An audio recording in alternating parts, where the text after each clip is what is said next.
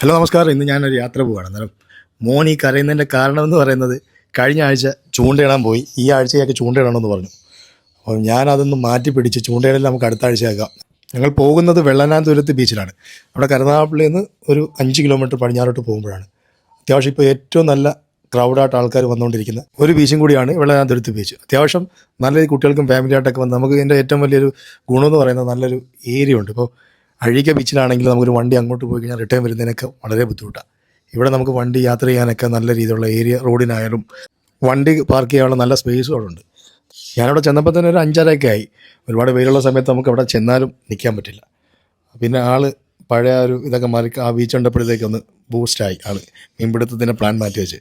എല്ലാ ബീച്ചുകളിലും പട്ടി ഉള്ളത് കൊണ്ടൊക്കെ ഇവിടെയും പട്ടിയുണ്ട്. പക്ഷേ എന്നാലും ബീച്ച് നീറ്റാണ്. പിന്നെ ഇവിടെ കൂടുതലും സമീപവാസികൾ തന്നെയാണ് ഇവിടെ കടകളൊക്കെ നടത്തുന്നത്.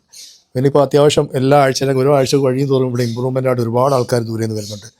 എനിക്ക് തോന്നുന്നു ദൂരം ഇപ്പോൾ കൊല്ലം ബീച്ചിൽ പോയാലും അഴീക്ക ബീച്ചിൽ പോയാൽ പാർക്കിംഗ് ഒരു മെയിൻ പ്രശ്നമാണ്. ഇവിടെ നമ്മൾ അങ്ങനെ ഒരു പ്രശ്നം ഉണ്ടാകുന്നില്ല. അത്യാവശ്യം നല്ല രീതിയിൽ വണ്ടികൾ ഇടാനായിട്ടുള്ള സ്പേസുണ്ട്. പിന്നെ ഞാനിവിടെ എനിക്ക് ഏറ്റവും ഹാപ്പിനെസ് ഉണ്ടായത് ഈ കാണുന്ന പട്ടമാണ്.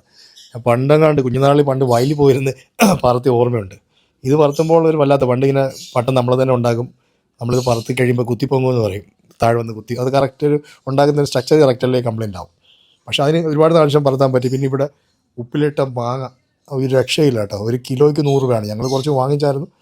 ആദ്യം വേണ്ടാന്ന് വിചാരിച്ചു. പിന്നെ അതെടുത്ത് പുള്ളിക്കാരൻ വർഷങ്ങളോളം, ഏതാണ്ട് 25 വർഷത്തോളം പുള്ളി ഈ മാങ്ങ ഉപ്പിലിട്ട് കച്ചവടം ചെയ്യുന്ന പുള്ളിയാണ്. പുള്ളി ഓരോ ഏരിയയിലാണ് ഇത് കച്ചവടം ചെയ്യുന്നത്, ഓരോ ചന്തകളിലൊക്കെ പോയിട്ട്. ഗൾഫിലോട്ടൊക്കെ ഈ പുള്ളിയുടെ നിന്ന് ഒരുപാട് പേര് ഉപ്പിലിട്ട മാങ്ങ വാങ്ങിക്കൊണ്ട് പോകാറുണ്ട്. മക്കൾക്ക് ഇഷ്ടപ്പെട്ടു, എനിക്ക് ഇഷ്ടപ്പെട്ടു. അത്യാവശ്യം ടേസ്റ്റ് ഒരു പ്രത്യേക ടേസ്റ്റ്. നമ്മൾ വീട്ടിൽ ഇടുന്ന പേര് നല്ല ടേസ്റ്റാണ്, നല്ല വൃത്തിയാണ് അവർ ചെയ്തിരിക്കുന്നത്. പിന്നെ ഇവിടെ ഒരുപാട് വിശേഷങ്ങളുണ്ട്, ഒരുപാട് കൊച്ചു കൊച്ചു സ്നാക്സ് കടകളുണ്ട്. അപ്പം നമുക്കൊരു ഫാമിലിയായിട്ട് വന്ന് സമാധാനമായിട്ട് എൻ്റർടൈൻ ചെയ്യാൻ പറ്റിയ ഒരു അടിപൊളി ഒരു ബീച്ചാണ് അപ്പം നമ്മുടെ വെള്ളനാതുരത്ത്. അപ്പോൾ നെക്സ്റ്റ് ഒരു വീഡിയോ ആയിട്ട് വീണ്ടും കാണാം. ഓക്കെ, ടാറ്റാ.